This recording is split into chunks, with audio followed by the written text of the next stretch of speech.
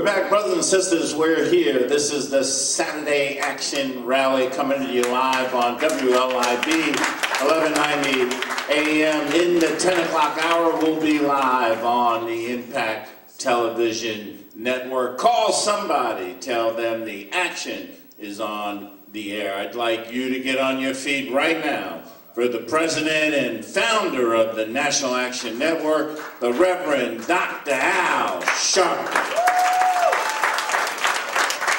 No justice. No peace. No justice. No peace. No justice. No peace. No justice. No peace. What do we want? Justice. What do we want? Justice. What do we want? Justice. When do we want it? Now. When do we want it? Now. When do we want it? Now. Hug the person next to you. Tell them you love them. Never give up and never give in. Will come, keep it down. Struggle and triumph, don't let go. Not on my side, nothing but pride. Nothing but hold on, be strong. A better day is coming and it won't be too long. Yeah, change will come, change will come, change will come. Starting with you.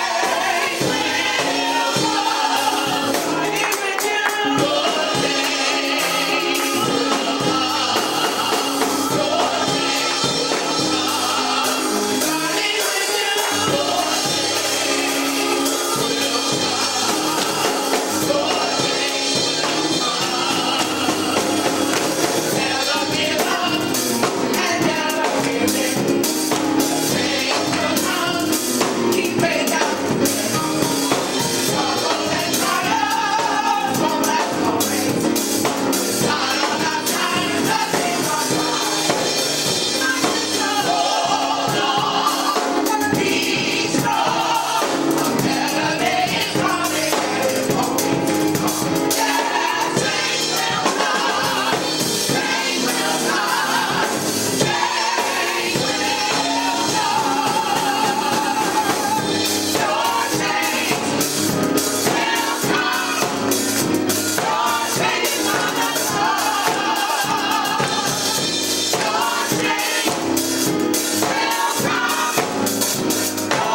is gonna come. Change will come, change will come, change will come.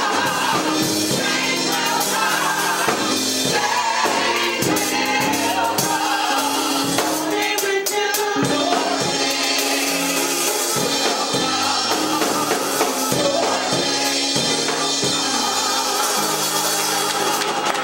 Saturday morning action rally, our change choir. Give them a big hand. Give them a big hand. Certainly we're happy to be with you another Saturday morning. For you that are here at the Saturday Action Rally, you that are here live at the House of Justice, 106 West 145th Street in the Village of Harlem.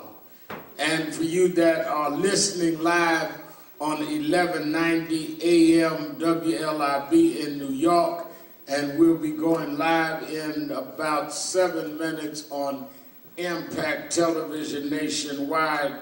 We're happy to be with you another Saturday morning where the action is. Give a hand to our presider, Attorney Michael Harding,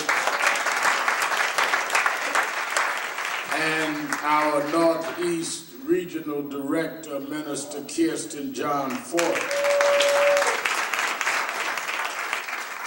Let me say in the way of announcements that I want to emphasize this Thursday, Thanksgiving Day, 11 o'clock, we will be serving and eating with homeless and people that don't have family in New York. We have done this every year, and we will be here. I spend Thanksgiving here every year, all day, do my radio show from here, play, give toys, and play with youngsters. There are many that are homeless that don't have somewhere to go. Then there are many that have a home but nobody to eat with. A lot of folk don't have family. and they can come eat with us. And I want you here 11 o'clock. And you that are going to serve should be here earlier to prepare to serve. And I think they want y'all here at 9 o'clock so that we can scrub you down and put gloves on you and all that, so that you pass the Michael Hardy inspection, that we are not putting folk that are questionable out serving food. Michael, just your dirt up under your fingernail, all that stuff. But we think it's important. A lot of folk get caught up in the history of Thanksgiving and an analysis of Native Americans, and it is a correct analysis. We do not celebrate what happened to the Native Americans, but we deal with the reality that it has become a family day in our community. And therefore, when families come together, there are those that feel outside of that because they don't have family or they don't have wherewithal, well, they have family here at the House of Justice. So don't be so elitist in your revolutionary analysis that you forget about the people. You can't have a people's revolution without the people. That's why I keep saying, people want to lead folk they don't even like. Hello. When I was growing up, single parent home and Brooklyn and all that, and all of them, Booba Deacon, Sonny Carson, was explaining to me was wrong about Thanksgiving. I got that, but I also wanted some turkey and dressing, because all of my friends was having turkey and dressing. So we're trying to deal with it on that way, and be with us on Thursday in order to do that. Now tomorrow morning, I want you all to know that we will be live on MSNBC, as I am every Sunday morning, on Politics Nation with Al Sharpton. I want y'all to really watch this. A lot of people do not understand the significance and gravity of this tax reform bill. That's right. And the repercussions. The White House yesterday asked for another $44 billion with a B dollars in emergency relief because of the hurricanes that was hit. Now they're doing this on top of a tax bill that will add $1.5 trillion to the deficit. But watch this. What a lot of folk don't realize is at the same time, the way they want to pay for the relief is they want to cut $1 billion out of infrastructure transportation. And they want to cut 3.9 out of student assistance. See, I keep telling you, you can't be an activist without knowing where to be active. All of our young folk ought to be up in arms about the 3.9 billion they want to take out of student assistance. What people don't understand, you won't grow up and be, well, how come I can't be like Sharpton? How come I can't be like Tish James? What made us known is we fought the issues. Didn't nobody come to Brownsville and drag me out of bed. I went and fought Bernard Getz and Howard Beach and Bensonhurst. I got known being active. You want to be known for getting awards. Hello. And a lot of us understand activism, popularity comes from fighting popular issues. You can't do one dance and all of a sudden you the new leader. You ain't led nothing. When we marched in Howard Beach and put them 3 boys in jail, that's when we start building a reputation. Put boys in jail in Bensonhurst. Before that, Reverend Daughtry will tell you, they were getting away with killing us in them neighborhoods. It was unheard of. So I want us to really get on that and deal with that.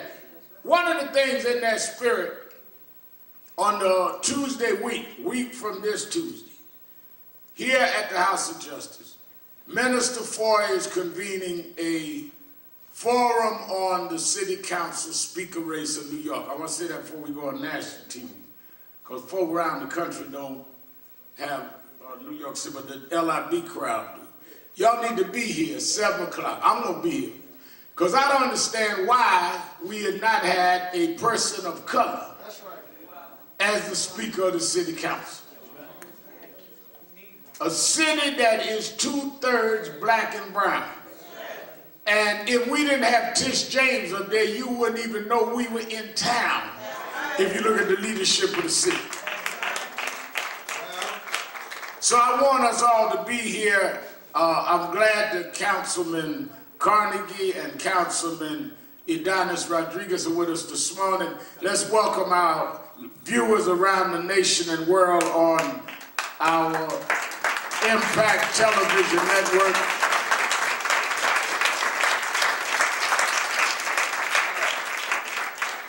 We dedicate this broadcast today to the prayers for the health and restoration of my mentor, Reverend Jesse Jackson.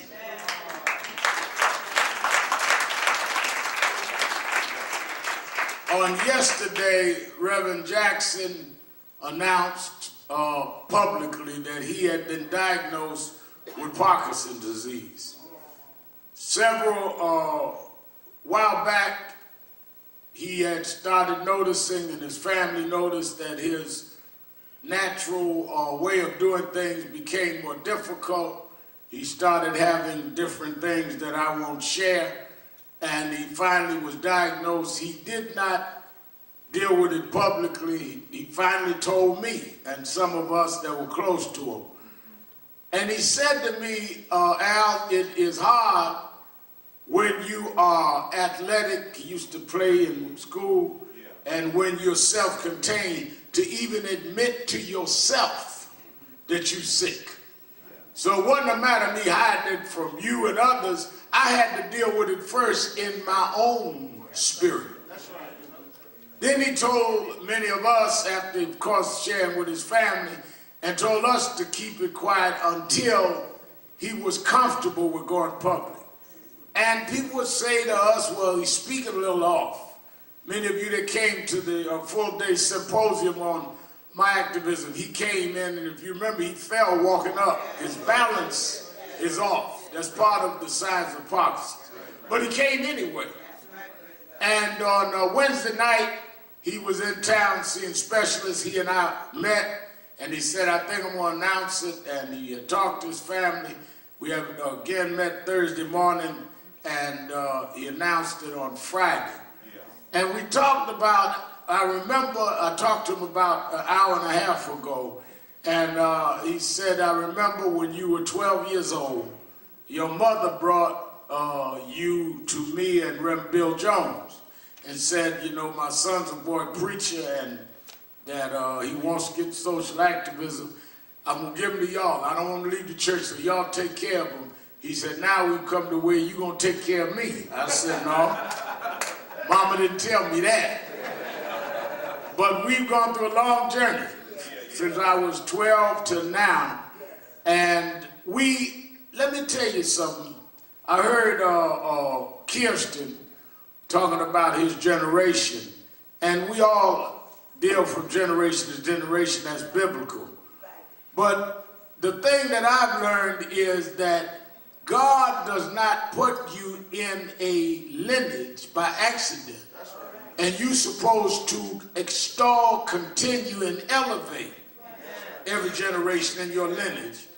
Otherwise, you get out of order where God put you.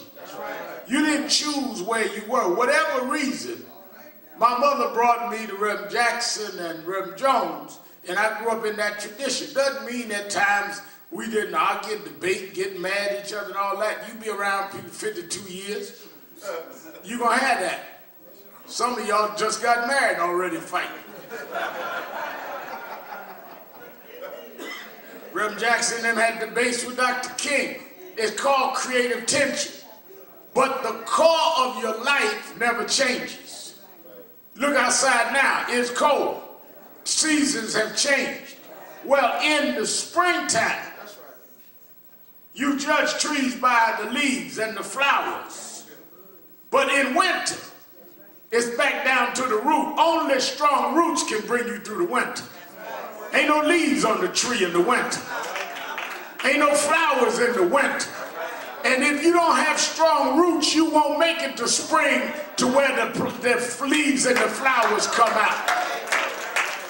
I'm proud I'm a leaf off of strong roots of Jesse Jackson and Dr. King, which is why I've lasted through seasons.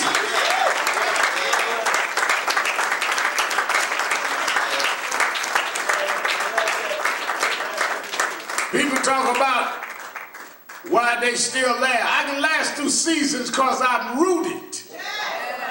And my roots outlast the cold winters and the hot summers. Reason you can't last is you are just a leaf connected to a branch. And the branch is going to snap when the wind comes in the wintertime. That's why when, you know, some folk get all excited, this one's going, that one going, they had a big meeting, they on a branch. I done seen enough branches snap that I don't get upset or excited with pretty leaves on branches that won't make it through the winter.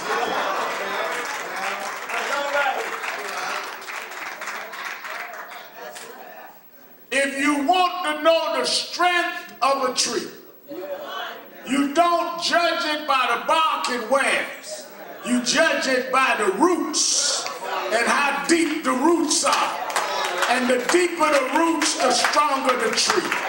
And any branch that runs away from its roots cannot survive because your power comes. Your reinforcement comes. Your nourishment comes from the ground through the root. You can't get nourished if you're not connected to the ground. And a disconnected branch looks pretty. That's why they put it in a vase and some water and give it to the girlfriend for Valentine's Day, because by a day later it'll be dead and the water will be in the toilet. Reverend Jackson changed this country. People talking about, well, it's Jesse did. Reverend Jackson, when Martin Luther King was killed, Reverend Jackson helped to keep that movement alive, brought it north. You gotta remember that SCLC was a Southern Christian Leadership Conference. What brought it north was Operation Breadbasket in Chicago, and then spread to New York and LA. He urbanized Dr. King's movement, made it permanent. He perfected how we made corporate accountability boycott. I grew up 13, 14 marching on A&P, marching on other supermarket chains, because they put bad meat in our community. Wouldn't hire us in stores in our community, wouldn't put us on the board. All that we learned from Reverend Jackson.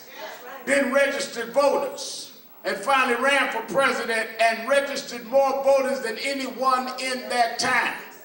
Went and brought hostages home. The whole 70s and 80s into the 90s of political and cultural dynamics in this country was authored and altered by Jesse Louis Jackson.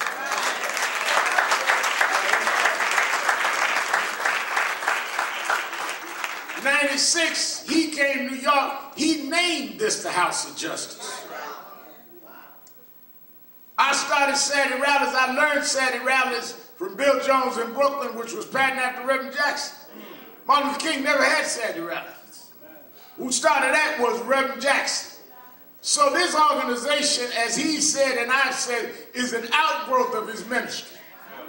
So when he told me and now the world that he had Parkinson's, he has to alter his schedule, but as long as we are out here, Jesse Jackson is out here in full force, and we will hold him up because he has held us up.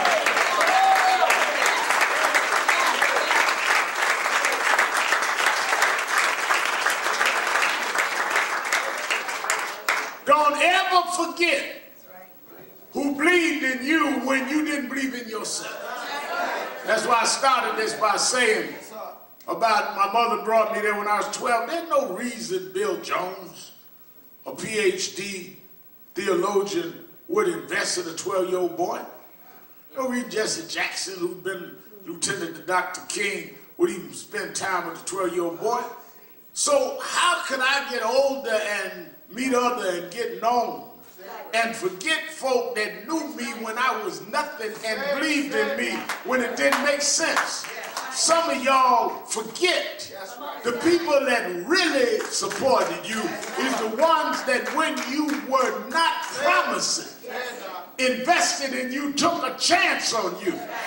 But as soon as you rise up, you get amnesia and arrogant. But again, you just a leaf, you won't make it through the winter, because if you was rooted, you would know that you nourish the ground that you rooted from. You don't piss on it, you water it.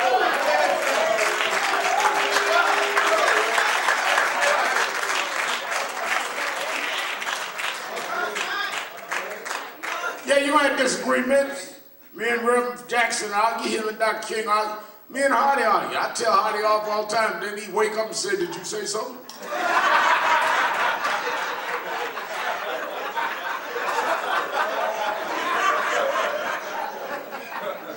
But I have some that, as I said, I talked to him about an hour and a half ago, and I know he watches Impact TV, he's probably watching us. I want to give 2 minutes. Now, I'm going to tell y'all 2 minutes because y'all on my TV time. I want to give a couple minutes to very prominent people who have been touched by Reverend Jackson to give their tribute as well, and who have come out from his leadership. First, we're honored to have, and I want people around the country to know her. She is the highest elected city official of our community. She's a public advocate, but she has, as young as she is, a long track record. When Reverend Jackson ran for president, the reality is that a lot of the Harlem political leadership would not support her. They were with Mondale. He had to go to Brooklyn to Reverend Bishop Daughtry's church, and Al Van and Roger Green and that crowd was the base for Jackson 84. By 88, everybody was with him. And a child, as I'm a child of Jackson, a child of that empowerment group is our public advocate, Letitia James. Give her a hand.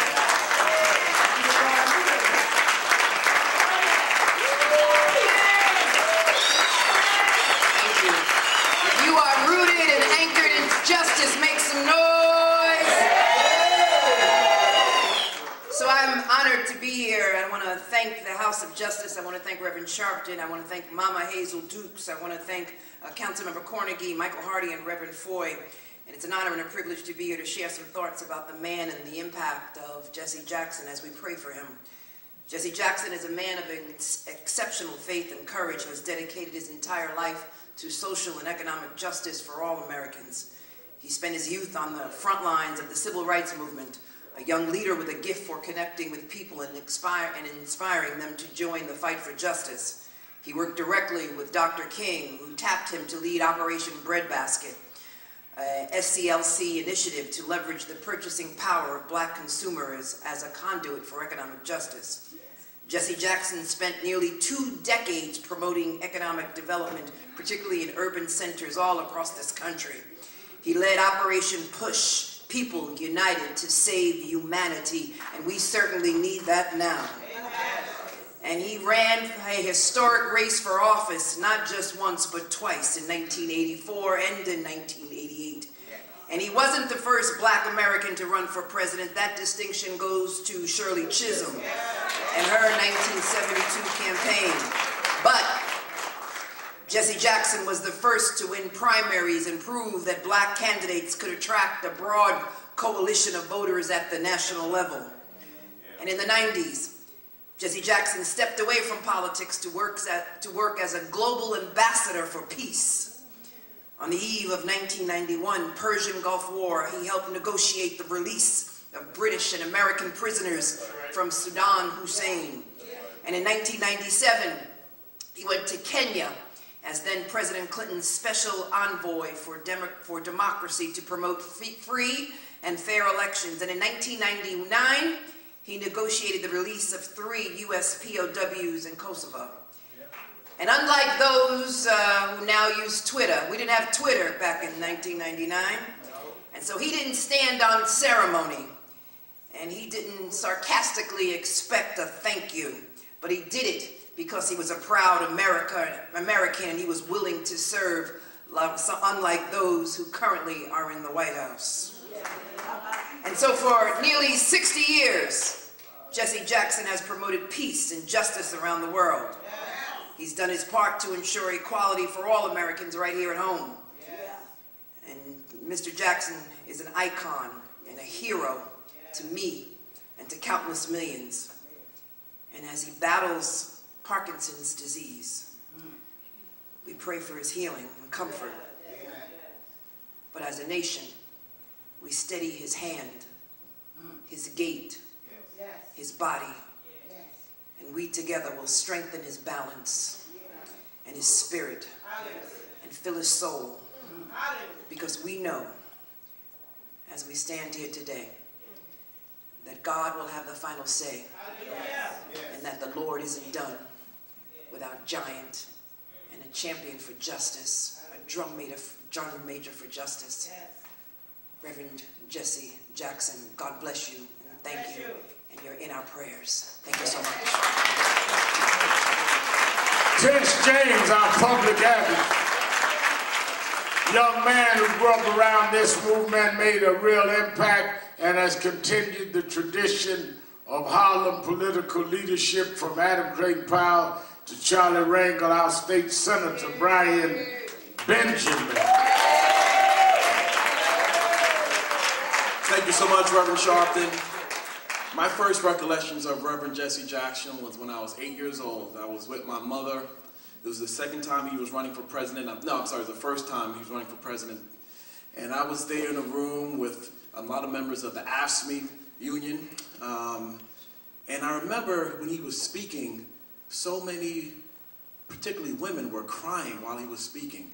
I didn't really get what he was saying. And I just said to my mom, why is it everyone crying? And she said, he is doing for our people what many had hoped would happen. He spoke about anti-apartheid.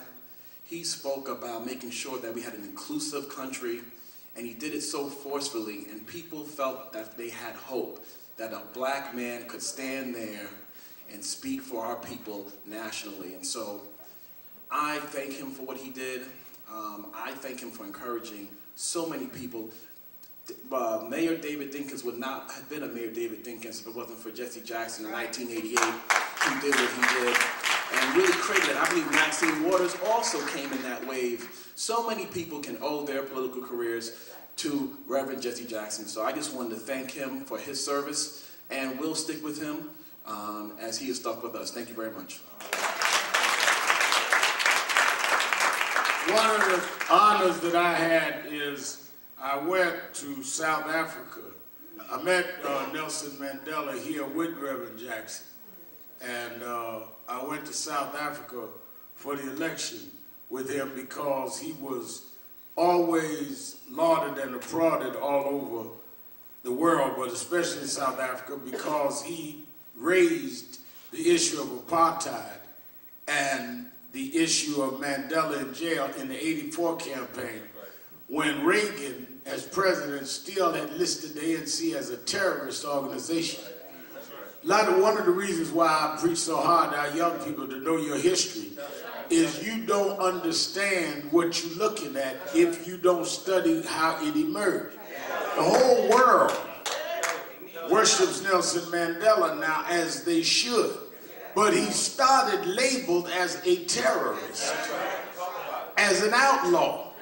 And in that climate, Reverend Jackson brought it to the presidential stage and made the American public have to deal with them.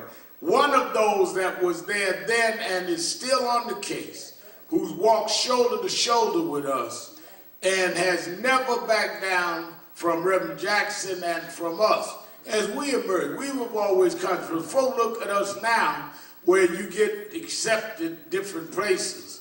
But there were times that folk wouldn't invite us nowhere. I'm preaching in churches, they wouldn't let me come. But if you caught me in the last 10 years, you didn't know when we were shut out of places. But you keep on fighting. And you keep on moving. And this person was there with all of us when no one was and remains there. The president, the state president of the NAACP state chapters, the one and only, I start to say Ma Dukes, but y'all know I'm talking about Hazel N. Dukes, Ma Dukes.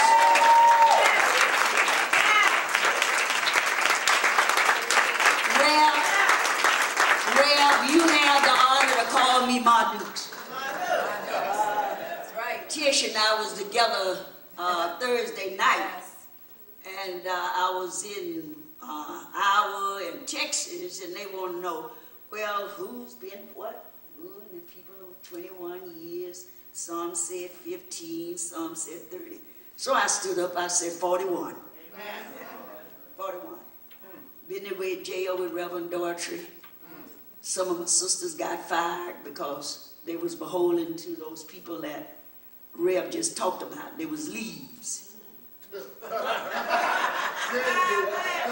was branches. But I'm rooted. All the way from Montgomery, Alabama. I remember a lot of things about Reverend Jackson. It was Reverend Sharpton who called me the night when the late Percy Sutton passed. I was in Montgomery. My phone rang, it was Rev to tell me that Percy had been lost.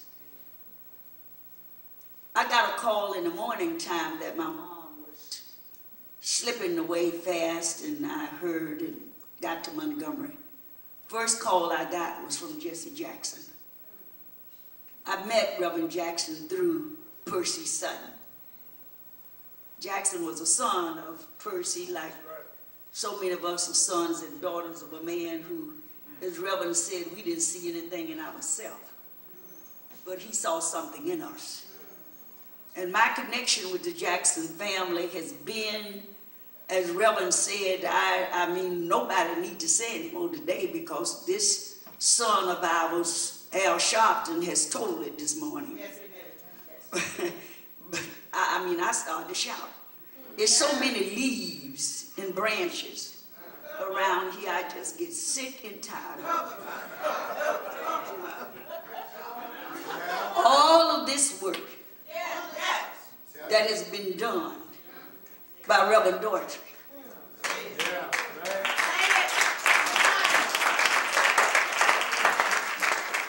You know he's rooted because we almost lost him.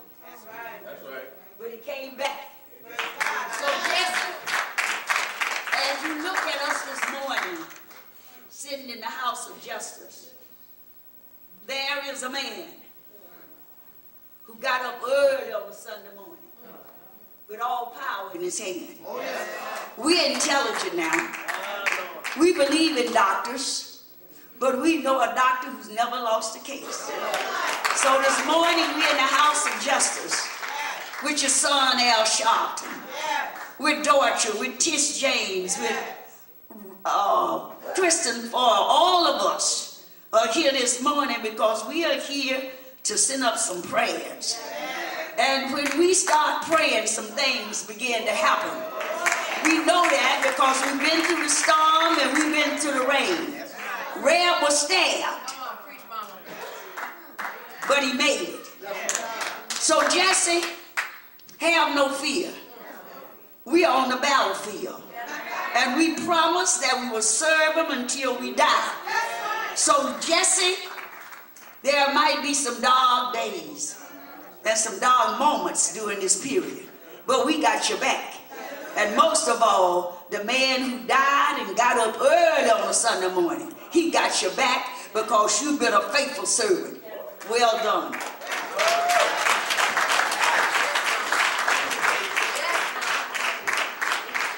Hazel Dukes mentioned Percy Sutton. For those around the country, he was the owner and he was the chairman of Inner City Broadcasting, as well as former Manhattan Borough president, and he taught us business. I was honored. I did the eulogy at his homegoing. And part of what he wanted us to do is not only be politically empowered, but economically empowered. And he was a counselor and consigliere for Reverend Jackson's career and helped to nurture me. I remember when they had the Gary Convention in '72. Percy Sutton called me. I was just a boy preaching in Brooklyn, teenager, and he sponsored me and my mother to go. And I rode around with Jesse. And one of the things late in life he did was introduce me to a businessman / mega preacher in New Jersey, who has now, for the last decade, been a member of our board, pastors the Metropolitan Baptist Church. In fact, Senator Cory Booker is a member of his church, and he's the chairman of National Action Network in the state of New Jersey. And I want him to come. He is also a very close associate and confidant of Reverend Jackson, Reverend David Jefferson. Good morning, good morning. First of all, let me say that I had no intentions of being here other than the fact that when I heard the announcement of Reverend Jackson, I was deeply touched by the class that he exemplified in standing up, which is a part of the brand of Reverend Jesse Jackson. That regardless of what situation he has ever been in, he showed class.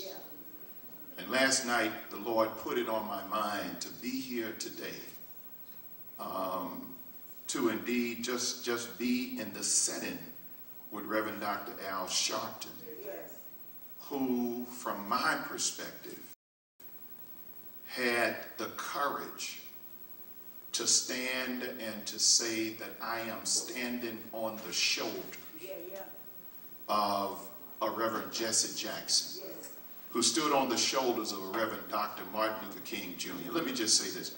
There are a lot of folks who, indeed, when they are in Reverend Sharpton's shoes, don't want to acknowledge that they stand on anybody's shoulders.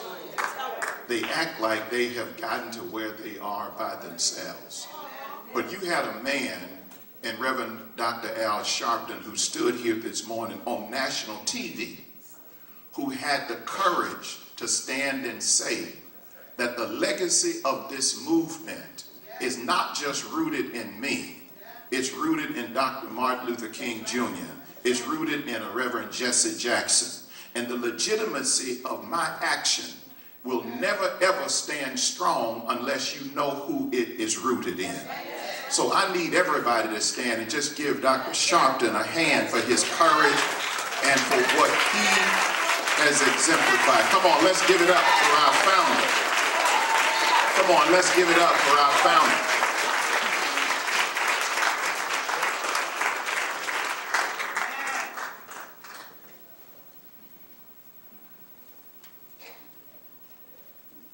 Give him a hand, Reverend Jefferson. Let us hear, I'm moving quickly because I've got to get to my message. Impact is calling me. Let us hear from who we all referred to, one of the real pioneers of our struggle.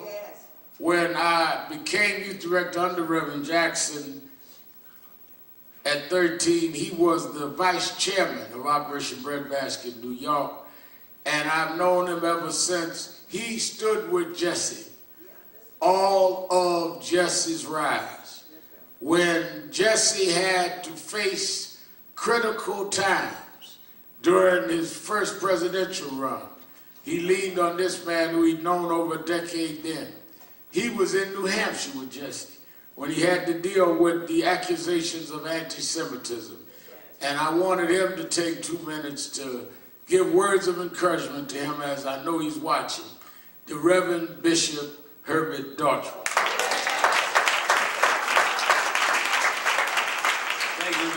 Thank you very much.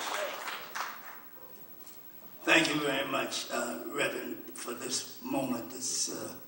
I rise with sadness and in a sense, gladness. I'm encouraged that Mr. Parkinson has met his match. And that the Lewis in Jackson's name, he told me, was for Joe Louis Jackson. And therefore, I'm fully confident that there's a first to everything, and I understand that Parkinson's has a first to be knocked out. And if anybody gonna knock him out, I'm certain Jesse Louis Jackson would be the person. So be encouraged, my brother. But just to briefly and quickly reflections, you know, in the 60s, as Reverend Sharpton, one of the reasons I love coming here, you know, Mama Dukes, as we get, you know, as we age, relationships become precious. And when we known people for 50 years and they've been solid for 50, you treasure them, you hug them, you bring them to yourself with hoops of steel. So with Jesse Jackson, we met, well, we didn't meet, we got involved in Operation Breadbasket.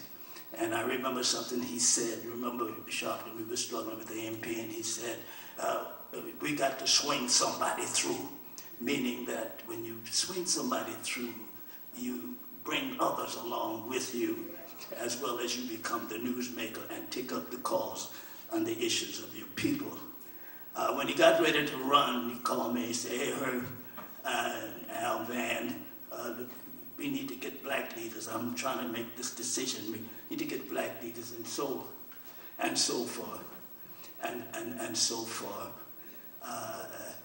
We called all the black leaders together at the House of the Lord Church in September 1983. And remember, Jesse, you said at that time that if you want to see, we don't want to see run, Jesse, run. To see Jesse run. So I need three things. I need masses, I need money, and I need the machinery, and I'm ready to go. And remember when we went to Europe, you called me one night and said, man, let's go talk with Pope and Archbishop. They hadn't come out strong enough on South Africa. So we journeyed through Europe and the Pope and the Vatican and all over the place. And then when Mandela was buried, we gathered at his funeral. In fact, he and I were the only ministers other than South Africa that helped to do this ceremony. And then finally, Reverend Jackson, thank you for these minutes. You know, we were journeying through Virginia, long entourage on the campaign trail, and suddenly he startled, you remember, and he saw some brothers who were on what used to be called a chain gang, and they were working in the field. And he said, stop the entourage. And he got out of the car and went to talk to the old sheriff, remember? And as he was talking to the old sheriff, and he got permission to go and talk to all of the brothers out there working hard. So when we got back in the car, I said to him, I said, hey man, that's why I love you. That's why you're my leader. You'll always be my leader. I always love you as long as you put the people first. And he said to me, Herb, that's why I like you, because that's how you judge me on what I do with the people. Likewise with Reverend Sharpton. So I'm going to conclude. Brother, again, you have our prayers every day. My family, church, you have our prayers. And I'm fully confident that if we keep the faith and watch what you eat, man, you know, just watch what you eat, and you can come back stronger than ever before. Bishop Herbert Dux, one of the young activists that came out of Black United Front, led by Reverend Daughtry, engaged in political organizing, and rose to the seat that the Honorable Shirley Chisholm really made fashionable for black women. You know, they're talking about a women's movement, but they do not talk about what Shirley Chisholm did when white women would not stand with her.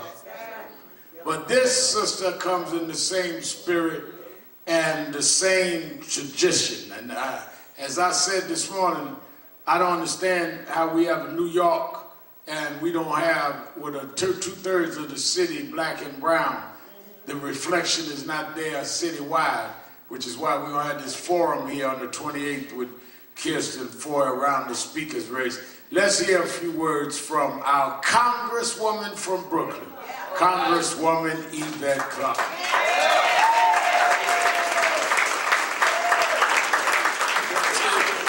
To Reverend Sharpton, to all the other distinguished clergy here gathered, to Councilman Robert Cornegy, to the leadership gathered here, Sister Dukes, Sister Carr, to everyone, a pleasant good morning. It's my honor and my privilege to come.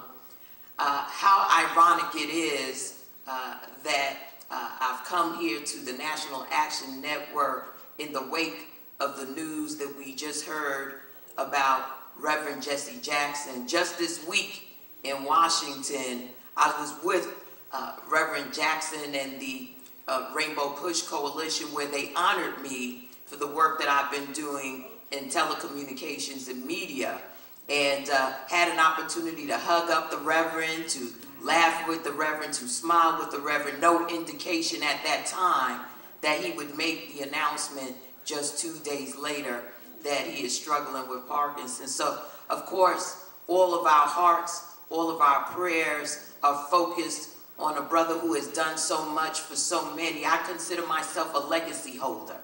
You know, I wasn't old enough to participate in the civil rights movement, but I am a direct beneficiary of the civil rights movement and have an obligation and a responsibility to make sure that our people are moving forward, moving through, and getting the breakthrough that we deserve in this generation. So I look at Reverend Herbert Daughtry, and I was just sharing with the councilman, you know, this gathering is really about family, and it was the Reverend Herbert Daughtry through the Randolph Evans Scholarship Fund that enabled me to go off to college in Ohio.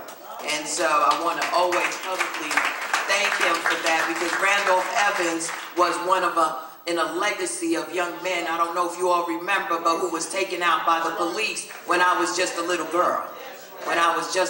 So the struggle continues, and I want to thank Reverend Sharpton. I want to thank the National Action Network, because you're located across this nation. You keep the consciousness of our people high and focused on the breakthrough that we need to make sure that our humanity is redeemed, that we live the American dream. And I'm in Washington, D.C., fighting likewise. Let me just say to you, don't believe the hype. These tax cuts are not for us. These tax cuts were never intended to benefit us. These tax cuts are to make sure that wealthy people will be wealthy in perpetuity, coming out of the pockets of people like us. Because we will be paying a price. Not only will we, but if this goes through our children, our grandchildren, a new form of involuntary servitude will be what we will inherit from 45 and his band of thieves. So let me just say this to you. Stay woke. Stay woke. It is our time to rise, and let's be focused. Let's be unified. Let's get that breakthrough. God bless you. Congresswoman Yvette Clarke. Let me say, I remember many years ago that there was a pretty well-known speaker that would travel around the country. And part of what he would do, Congresswoman Clarke, is he would build his crowd by attacking whoever the leaders were. You get some folks that try to create a following by attacking everybody with a following. The anti-leader becoming leader. Got no program. The program is tear down everybody that's out there. And I remember I was telling Reverend Jackson this Thursday night when we were going over, he was going to announce the next day about Parkinson. I remember he had as part of his litany that just say, I am somebody Jackson, begging folks to recognize he was somebody. and would ridicule him. And I met with this guy. In fact, we met right at Sylvia's restaurant. And we argued about various things he'd said. And I said, let me tell you something. We will never get our people to deal with what they should have as a race if we don't have them affirm who they are as a person. Self-affirmation leads to community empowerment. As long as you feel you are less, you will never demand your rights. Because you never will think you're supposed to have rights. Because if you think you are less, you don't think you're owed any rights. When I was a boy preaching, and my mother brought me to Reverend Jones, I'm sitting in the room, every preacher in the room, Bill Jones and others, were from 2 or 3 generations of preachers. They come from a lineage of preachers. They all went to great schools. Reverend Daughtry comes from a lineage of preachers. They went to great schools. They understood homiletics and theology. They came from self-contained families. I'm sitting in the room, a teenager from Brownsville, who had not heard from my father in many years, had not been to a seminary, had not studied homiletics. The only one in the room that was a similar background to me was this young guy who was 13, 14 years older than me, but younger than them, who was born out of wedlock in South Carolina. Didn't know his daddy until he was 10. His daddy lived next door. His stepdaddy raised him with his mother. And out of his yearning for his own self-affirmation, he started that slogan, I am somebody. I told this militant revolutionary guy, you come from a 2-parent home. You went to a nice school. Maybe you didn't need somebody to tell you you were somebody. But if you come out the Albany projects and the Brevard projects and went through Christmas never getting a gift from your daddy, you needed somebody to tell you I am somebody. If you're sitting around theologians and never been to seminary, you needed somebody to tell you I am God's child. And because Reverend Jackson put that in me at 13, I could stand up to governors and senators and all, because I was affirmed inside that I didn't go where you went, but I come from where you never came from. Yes, he brought billions in with our community with economic development. Yes, he brought hostages home. Yes, he registered millions of voters. But one of the greatest things of his legacy is he gave a self-affirmation to kids that despite your background, despite whatever your pedigree, you were born to be something and you could be whatever you want to be. And he became that example. Some of y'all are so caught up on your pedigree and your background. But that's all you got. That's why you got your degrees on the wall. Because talking to you, wouldn't nobody know you got no sense at all. So you got to show you got some sense, because you don't make no sense.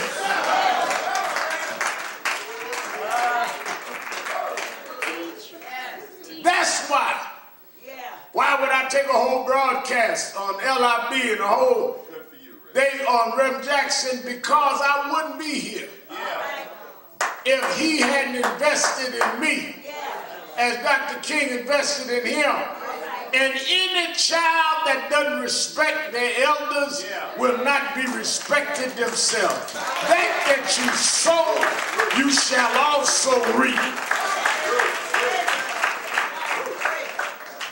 I remember reading that scripture, and I tell Reverend Jackson that as we prayed this morning on the phone, Yes. don't ever forget.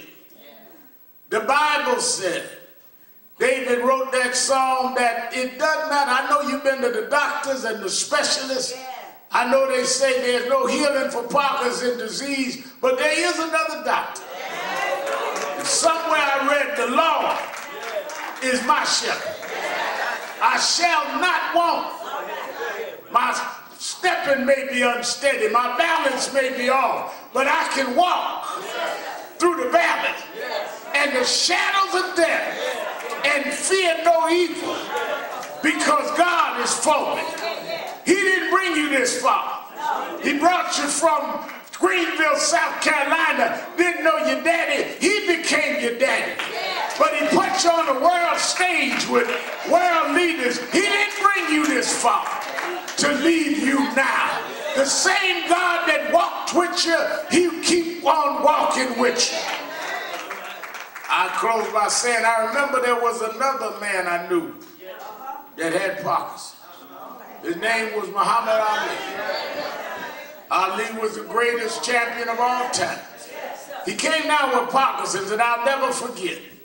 They took his title. Yvette, they stripped him and shamed him. But he kept on fighting. He fought back and got his title, and then Parkinson's knocked him down. And I used to be around him all the time, and I noticed he'd be trembling and shaking.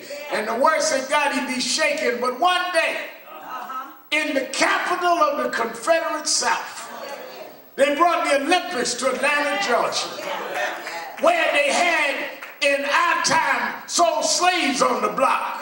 They're right in Atlanta, Georgia, where they wouldn't let him box. And when the Olympic torch was to be lit, even though he couldn't walk like he used to walk, even though his arms was trembling with Parkinson, Muhammad Ali lit that torch and showed the world that if God be for you, he'll make your enemies your footstool. We're in the age of Trump, but we're going to raise that torch. And I don't care what condition Jesse Jackson's in, he's going to light that torch one more time. Don't worry, Reverend Jesse. You're going to light the torch. You fought the fight. You won the battle. God will. God will. God will make a way for his children. Everybody sing. Everybody sing. Everybody singing.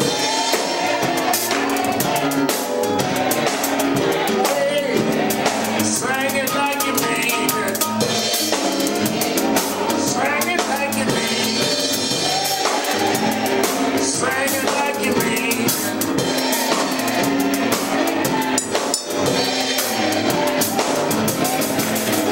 Everybody sing.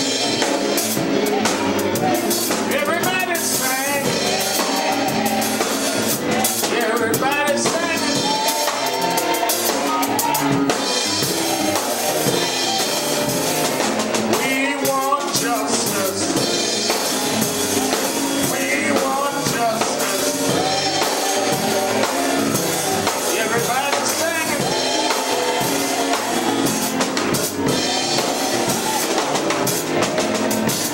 The doors of the movement, and maybe someone here today that watches us on television or hears about our work in the news but never joined the National Action Network.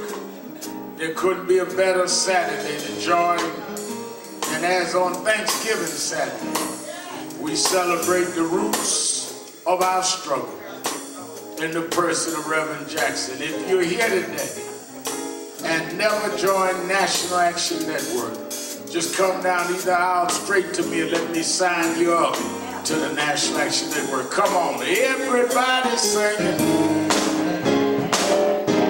Everybody singing. Everybody singing.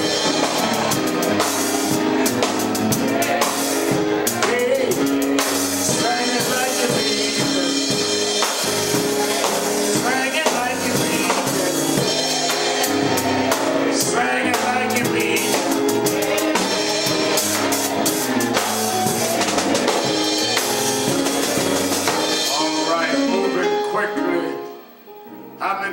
gonna be with us to help serve the homeless on Thursday. Gonna spend Thanksgiving Day with us here. All right, I need a lot of y'all to be here to help serve and eat with us. Like I said, you don't have to be homeless. A lot of folk got a home and don't have family here. A lot of y'all got a home and family and y'all ain't talking to each other.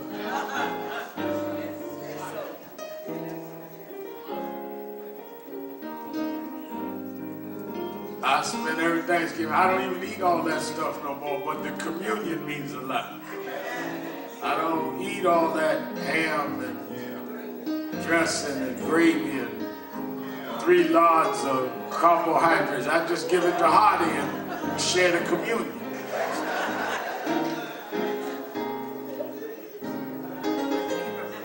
But I remember first year I was a vegetarian and got off carbs, I dreamed about chicken every night.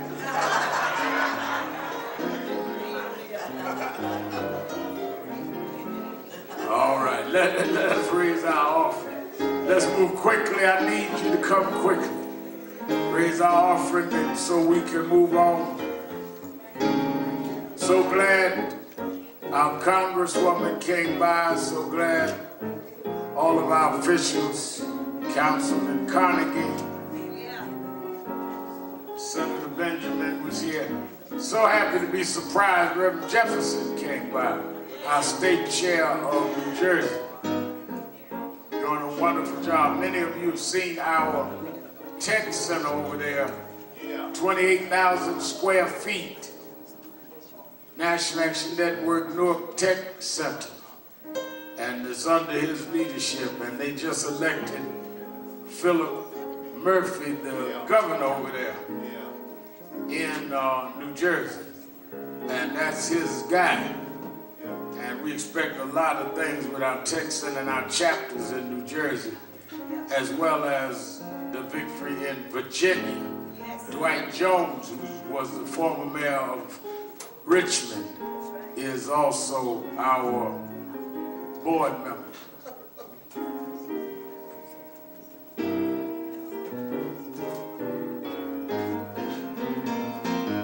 I need to raise our offering quickly. All right, I need about 10 people that give $100 or more. Come quickly, about 10 people. 10 people, come on. Hazel Dukes, $100. Pastor David Jefferson, $100. Winston Gilchrist, $100. Clarice Cunningham, $100. Sister Cynthia, $100. Curry Rice of Central Park 5, $100. Guardians, $100. Come on. Come on. I need some more hundreds.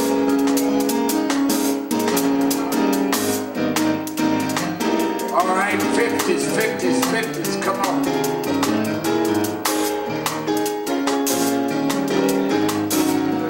Sister Dudley, 50. Alvin Ponder, 50. Brother Charles, 50. Brother John, 50.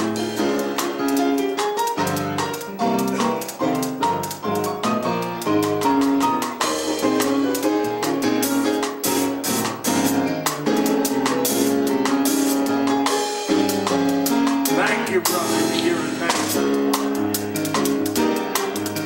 20s, 20s, 20s.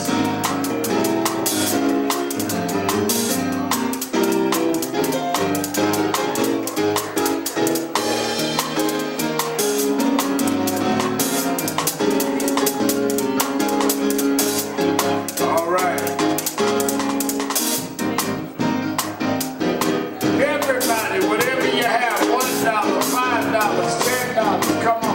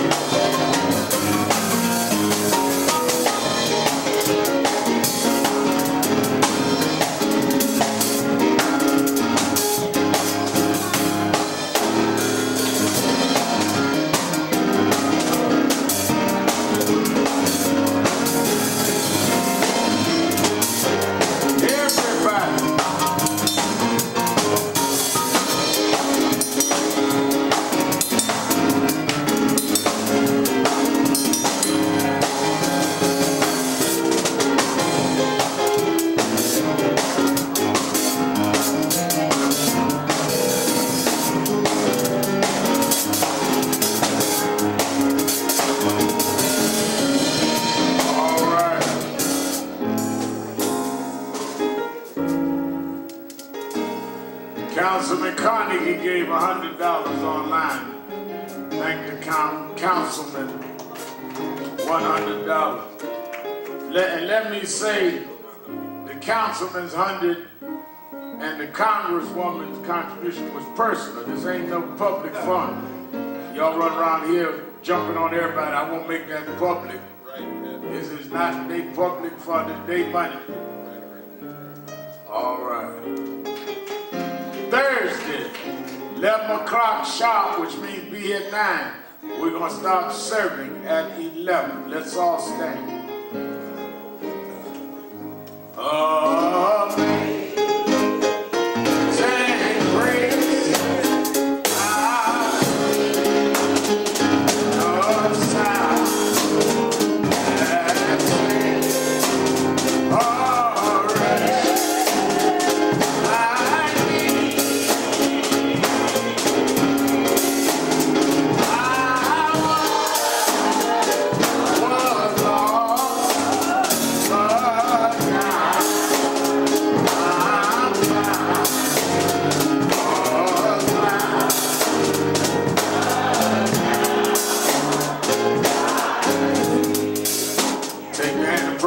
Repeat after me. We're in Africa, robbed of our homeland, robbed of our name, our language, our families, our self-respect. But we shall rise, never to fall again. Up, ye mighty race, we can accomplish what we will. No justice, no peace, no justice, no peace, no justice, no peace. Shake hands with the one you hold and shake my hand before you leave.